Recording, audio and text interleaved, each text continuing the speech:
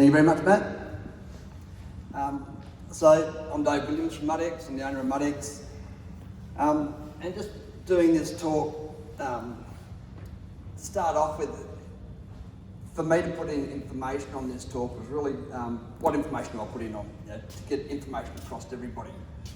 And not once was I asked, could I do a talk for less than 30 minutes? Can I keep it below 30 minutes? And everybody that knows me knows why that question was asked, right? And for me, trying to get information across here in this sort of format, what I've decided to do is put what geologists should be looking for and some of the real basic fundamentals issues that I see on site that happen. So I'm not going to be talking so much about drilling fluids and the type of fluids and everything like that, just some of the basic problems that we see consistently and problems that we see happening on sites over and over again, and issues that we see that are just some really basic fundamental stuff that can be easily fixed. I'll go through mixing, basically the mud programs, what to look for in the mud programs, that sort of thing. Following and testing of the mud programs, review and optimising of a mud program, and then last, solids control, which is a little bit of a, probably a changing issue at the moment consistently on a lot of sites, and it's probably something that everybody will want to talk a little bit about, but it's something that the industry's, I suppose, going to decide which direction it's going to head in. Start off with on mixing. Mixing in a nutshell. So for muds to work, it's pretty simple. We need a consistent, homogeneous fluid. Basically what is going to happen for us to be able to sit there and work. To achieve this, we need a hopper. The hopper's required. We need to shear the powders down and separate the granules, minimise lumps, and a tank large enough to hydrate products before it's pumped down whole. This isn't that much of it's pretty simple, but you'd be surprised how often we don't even see this basic stuff happening on site. And it really is important that we sit there and we see mixing equipment that is adequate to be able to just even mix product. For us, we get asked to come to site a lot, and we come to site and people don't have any reasonable mixing equipment, and if we can't mix, we can't help. It's as simple as that. Go back, other way, sorry.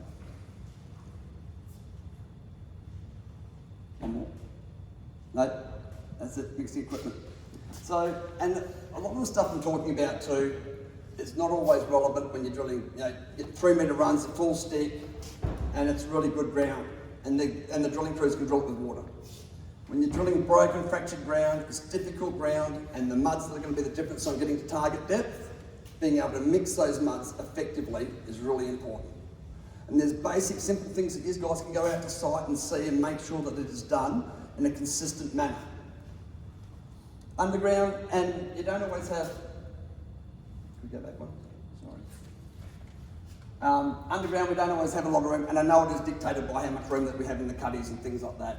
But as a minimum, a 500 litre tank with some agitation, air bubbling, things like that, that is a minimum, and even then I don't always sit there and think that's the best, but it's a minimum of what you should have on rigs. On surface, a 1,000 litre tank with a hopper and a mixing pump. That is a minimum of what should be on sites, and you would be surprised how often we go to sites and that does not even happen. The guys, the drilling crews are mixing muds up without any agitation or any real basic mixing equipment. We're going to the next one, thanks. Basically, the minimum that the drilling crews should have on site is an agitator and a tank, a hopper, and a mixing pump. That is the minimum that should be happening on site. And you'd be surprised that doesn't even happen on a lot of sites. It doesn't need to be pretty. It's just got to work. This system here, it's got a good hopper on it and a pump, small tank with an agitator in it. Looks very agricultural, but it mixes very effectively. And a big part of this is what happens if you don't have this equipment, is the wastage of what happens on site. And the wastage of muds. And the inefficiencies of those muds going down hole and not mixed and used effectively. It really is a critical part to being able to maintain a consistent mud program. And with muds, it's all about getting the muds to a level and maintaining that, and making sure what goes down hole is at a consistent level.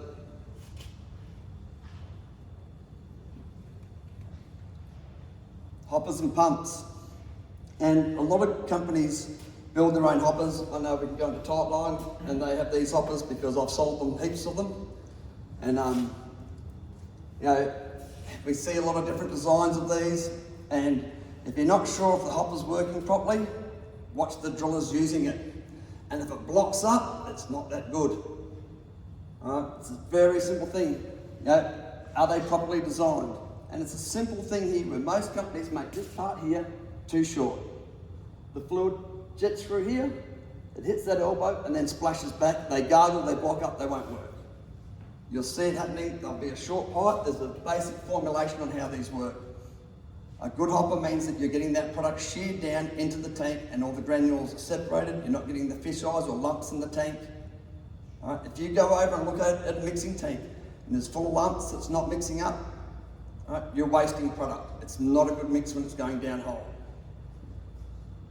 Are the pumps large enough to drive the hopper? Once again, people will use pumps that are too small. The hoppers won't work. They're not, the drilling crews aren't mixing up that product quickly. It's getting lumps in it. Are the pumps large enough for the tank? You see this happen a lot too. As a general rule of thumb, if you were going to go somewhere with it, that a pump should be able to turn over a tank within 5 minutes. So 1,000 litre pump, 200 litres a minute. 2,000 litre tank, 400 litres per minute. As the higher you go, you need to have that volume there to be able to turn that tank over and make sure it's mixing and you're turning that tank over, particularly if there's no agitation and you're relying solely on a pump. You really need to be able to turn those tanks over and making sure that they're getting proper agitation in there and all the lumps are getting mixed up. Like I said, if the hopper's consistently blocking up, there's a problem with it. If it's not working, then the drilling crews won't use it. It's that consistent issue that keeps happening over and over again, so making sure that there's that basic mixing equipment. You don't have to know about it, you don't have to know a lot about it, but if you can go there and see that there's lumps in the tank or the guys aren't using it properly, there's something wrong with that mixing equipment. On the next slide, these photos were taken from Australian drill rigs. Neither of these hoppers will work effectively. Well, one won't even work because it's been snapped. The guys haven't even bothered to fix it. The other one, they've taken the hopper off, they're not even using it. On the next slide, we see this thing. The one on the right is one from overseas. I've seen drilling crews mix directly into the sumps like that. Now, I can guarantee you this, if they're mixing directly into the sumps, most of you are probably aware of you're paying for that, you're signing up for the bills that have been paid for the muds. If you're mixing it like that, 50% of what you're paying for is wasted. It's sitting in the bottom. Don't get me wrong, I will sell it to you. I don't have a problem with that, but you're wasting it. I don't want to see it wasted, but if you're mixing like that and you do not have efficient mixing equipment, you are wasting it. And it'll be sitting, most of that will be sitting in the bottom of the sumps. Watch them when they're doing a rig move. If they've got to clean the tanks out, there's huge amounts of polymers sitting in the bottom of the tanks. That mud is getting wasted. It's not getting mixed correctly. The basic stuff that should be happening is that there is effective mixing and all the muds that are sitting in the bottom of those tanks that are getting used up correctly. It's a simple little thing because if you're getting those muds used, you're not having those lumps, it's not sitting in the bottom of the sumps, you've then got a consistent homogeneous mix. You've at least got product going down hole that is correct. And this happens consistently on sites. We see it all the time. I know, I said we can go to Tightline rigs, they have hoppers, they have agitators in the tanks, they have good pumps. We've run some pretty elaborate mud programs. And they will sit there and the products will work, and they will yield, and we won't have the lumps and everything in the tanks. And it really is a critical part, and it is something that it is a consistent issue that we face on a daily basis.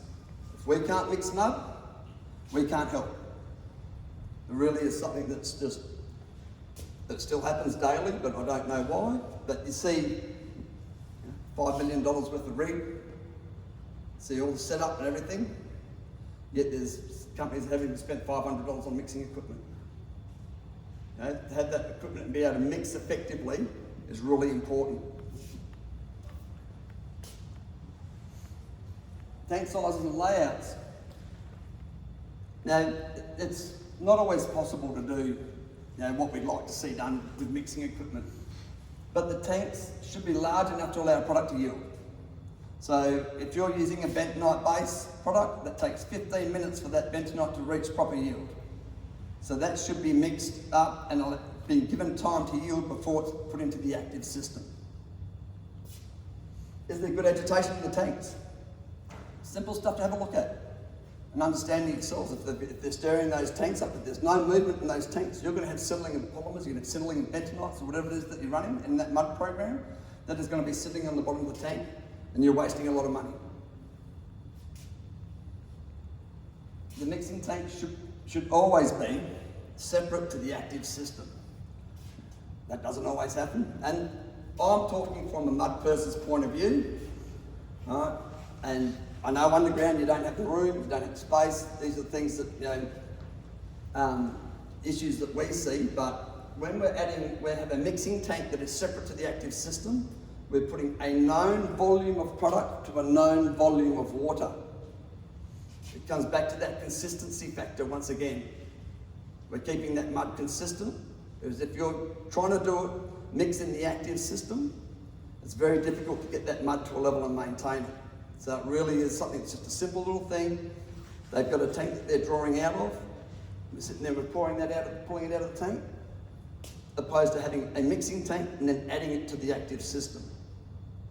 Simple little things that will make a big difference on keeping the mud consistent. Over-mixing. This is something that you're probably never ever going to see, ever, in your career. And I've only had the conversation a couple of times with Tightline guys, but can you over-mix? And yes, you can. It's pretty rare that you're going to see it, because the big issues we face is under-mixing. And most polymers will degrade, they will shear degrade. And if we were testing muds, when we test muds, we can test mud at surface, and you will lose minimum of 2 seconds of the fluid just going through the bit and coming back out the hole. They will degrade. Most of you will never see over-mixing happening at surface, because it's pretty rare that you see people with big enough pumps and agitators and everything and really thrashing those polymers out. But it's something that it can happen, but it's not something that you're really going to see. I'd like to this to be my biggest problem happening out on sites that we're over-mixing it, but it just doesn't happen. So, and the muds. So muds aren't black magic. It's just simple, basic chemistry. And most of the issues that we have when it comes to muds is about keeping the muds consistent. With any mud program that we're running, and it's being a simple, easy mud program and making sure it's run consistently from start to finish, from start of hole to end of hole. For us, I could have put through a lot on what sort of muds, but like I said, our basic mud school that we do is about 2 hours, hour and a half to 2 hours for a basic mud school. So to try and put that information in here, to try and get that across to people to be able to walk out with some solid information, is quite hard for us to do. So for us, it's about everybody here being able to understand, is there a proper mud program? Has everything been set up? Is it being followed correctly? What to sit there and expect from the drilling crews? What to be able to expect from the mud company to make sure that you have been given a good mud program that's easy to follow. Your mud company. Not all mud companies or mud products are equal. Obviously, Mudex is the best. There's some very subliminal sales messages in this you probably won't pick up on. But there's a couple of things, and there's some easy things that you can have a look at that are going to sit there and be able to help you determine if you're getting the right advice or you've got the right help that's coming from the mud company. One is, do they manufacture products themselves? Are they manufacturing the products? We have about 80% of our product line certified Australian made. We have our own manufacturing facility in Perth, and we're really big on manufacturing as much as we possibly can. And the reason we do that is so we can own the IP ourselves. Can they alter products to suit? We've had, we make a product for Tightline. It's a product called TLS, which is Tightline Special. It's a pre-mixed bentonite. We had that for a particular job. I can't remember where that was now, Matt. It's quite a while ago. But we've made products specifically to suit a site that will work for customers. We can do that because we manufacture ourselves. We made a product for core drilling over in WA, lost circulation material. That lost circulation material is a blend and it has mica in it. Mica is not good for assays when it comes to iron ore, so we had to pull the mica out of that product and do that. We can easily do that because we manufacture and we own all the IP. It's our own IP, so it's easy enough for us to be able to do these things. Do they have a lab and do research and development? Are they sitting there trying to develop new products, new lubricants, things that are fit for purpose for the diamond drilling or the mineral exploration market? And even if these things you can ask the mud company, can we have a look at the plant? Can we have a look at the lab? Can you show us through, even doing it over a phone and doing a walkthrough, so you can see what facilities they have. You can see what equipment that they're using and what they're manufacturing and how they're manufacturing it. If they don't have any of these things, they're a reseller. And there are plenty of companies out there that will sit there and say that they are a mud company when they're buying a product from overseas and just having their sticker put on it. They don't own the IP, they don't manufacture any products, they're not developing products specifically for this industry.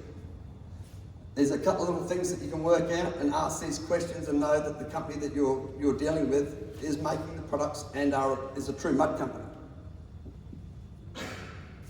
This one here, and I'll go into some of this in a little bit more detail, which is, are they an oil field or a non-oil field company? And the reason why I say this is I'll go into a little bit of detail, particularly when it comes into the safety, which is a big difference between the oil field companies and the non-oil field. And don't get me wrong, oil field companies have do some amazing stuff, but they work in a very different industry to what we do when it comes to mineral exploration. The products they use, the way they handle it, what they allow to be done is very different to what we do. And we have products that are fit for purpose for mineral exploration. We design products that are fit for purpose for mineral exploration. And we build these and we make sure that they work and that they work for what's best for the customer and the industry that we're working in. Is the advice that you're given simple and easy to follow? And that's something from my industry itself that there's been, I don't know if any of you have ever read many mud programs or anything like that. Some people like to make them quite detailed, quite complicated. They should be simple and easy guidelines to follow that the guys out at the drill rigs can follow.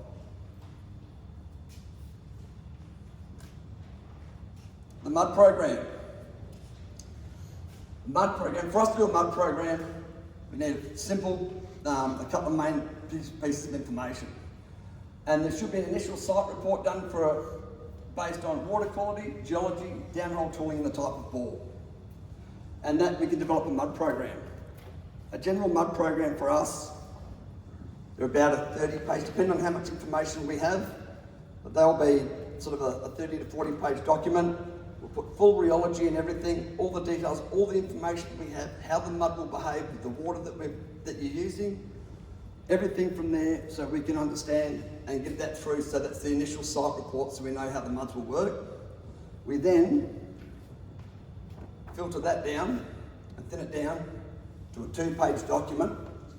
It's a field guide that the guys can use on site, and this is at the rig and hangs at the hop or whatever we're going to do. And it's very simple. We keep it down to the very basics of what the guys need to use. And the reason that we want to keep it simple is that we don't put any testing, go to the next slide.